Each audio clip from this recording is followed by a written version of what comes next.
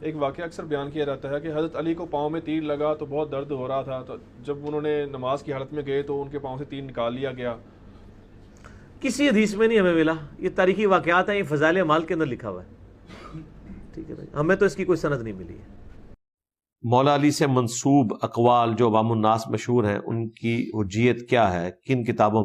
کچھ چیزیں نہج البلاغہ میں مل جائیں گی، زیادہ تر تو بس اقوال زرعی ہیں جو حضرت علی کی طرف منسوب کر دیے گئے، حضرت علی نے نہیں فرمائے ہوئے۔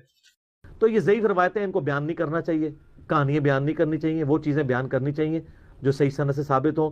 ہمارے خلفائے راشدین، ہمارے صحابہ کرام، ہمارے محبوب صلی اللہ علیہ وآلہ وسلم جھوٹی روایتوں کے محتاج نہیں ہیں اپنی شان کے لیے۔ یہ ہے مرزے کی تصویر کا ایک رخ۔ فضائل اعمال پر مرزے نے تبصرہ کرتے ہوئے جو بات کی ہے اس کا حاصل یہ ہے کہ جو چیز سند کے ساتھ ثابت نہ ہو سیدنا علی رضی اللہ تعالیٰ عنہ کے متعلق یا کسی اور صحابی کے متعلق، وہ بیان نہیں کرنی چاہیے۔ حالانکہ مرزا خود سینکڑوں باتیں ایسی بیان کر چکے ہیں جن کا سند کے ساتھ کوئی ثبوت نہیں ہے۔ یہاں ہم صرف سیدنا علی رضی اللہ تعالیٰ عنہ کے متعلق جو مرزے نے باتیں کی ہیں اور سند کے ساتھ ان کا ثبوت نہیں ملتا، سند کے ساتھ وہ ثابت نہیں ہے، ہم صرف وہ باتیں آپ کے سامنے رکھیں گے۔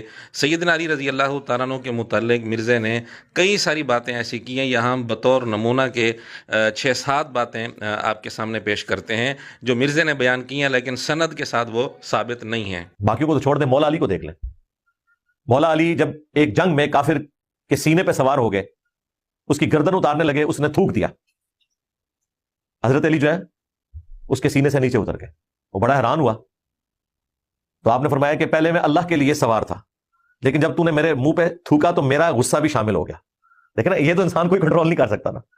تو اب اس میں چونکہ میری ذات انوالو ہو گئی ہے، اب یہ اخلاص پہ مبنی نہیں رہی چیز، تو میں پیچھے ہٹ گیا۔ وہ حسن سلوک سے متاثر ہو کے مسلمان ہو گیا۔ مرزا یہ واقعہ سند کے ساتھ ثابت کرے یا پھر اپنے اصول پر چلتے ہوئے اعلانیہ رجوع کرے، مرزا نے یہ واقعہ ایک نہیں بلکہ کئی ساری ویڈیوز میں سنا رکھا ہے۔ یہ اللہ تعالیٰ کی طرف سے ایک تقدیر کا غلبہ ہوتا ہے۔ اسی کو سیدنا علی نے کہا تھا نا، میں نے اپنے ارادوں کے ٹوٹنے سے اپنے رب کو پہچانا۔ 1 درجن سے زیادہ مرتبہ مرزا نے اپنی ویڈیوز میں یہ قول سیدنا علی رضی اللہ تعالیٰ عنہ کی طرف منسوب کر کے بیان کیا ہے۔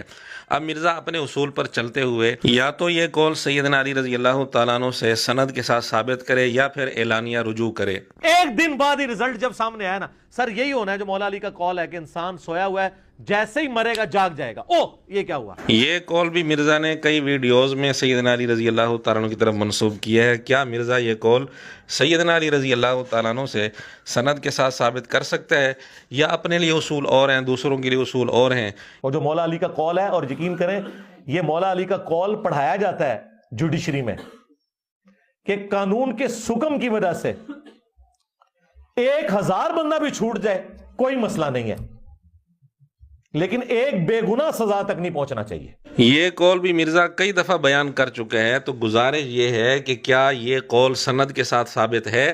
اگر ثابت ہے تو مرزا اس کا حوالہ دے۔ جو مولا علی کا قول ہے کہ کوئی معاشرہ بغیر دین کے تو چل سکتا ہے، بغیر عدل کے نہیں چل سکتا۔ مرزا سے گزارش ہے کہ اس قول کو سند کے ساتھ سیدنا علی رضی اللہ تعالیٰ عنہ سے ثابت کرے، ورنہ اعلانیہ رجوع کرے، اور یہ قول بھی مرزا کئی ویڈیوز میں بیان کر چکے ہیں۔ جو مولا علی کے ماننے والے ہیں وہ بات سمجھ لیں، مولا علی نے خوارج جنہوں نے مولا علی کو کافر کہا، مولا علی نے ان کے جنازے خود پڑھائے اور کہا یہ میرے بھائی تھے، بگوڑے ہو گئے، میں ان کو مسلمان ہی سمجھتا ہوں۔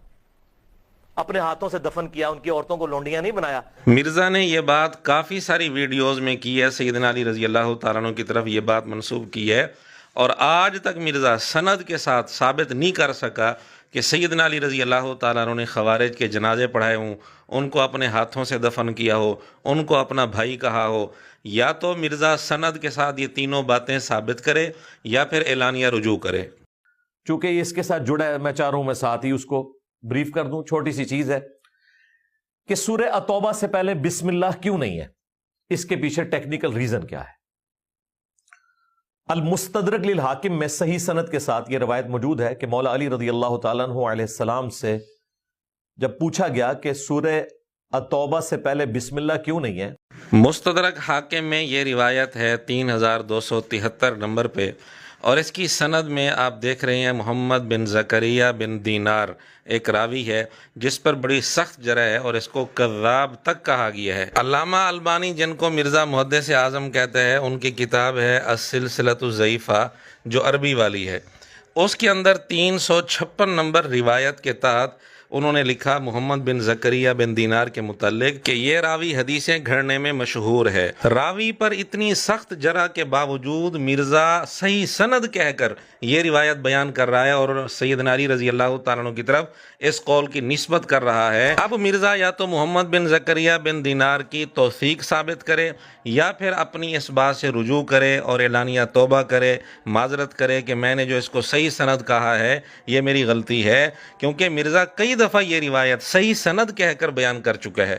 پھر الٹیمیٹلی آپ جب ہم تک پہنچیں گے تو آپ کو پتہ چلے گا کہ اس پلانٹ ارتھ پہ صرف ہم ہیں جو قرآن و سنت کے ریفرنس دکھاتے ہیں، باقی صرف گپ شپ بتاتے ہیں۔ ہاں جی، اچھا عقیدے کی جی اب سب کو پتہ چل چکا ہے کہ مرزا کے اس طرح کے دعوے کس حد تک حقیقت پر اور صداقت پر مبنی ہیں۔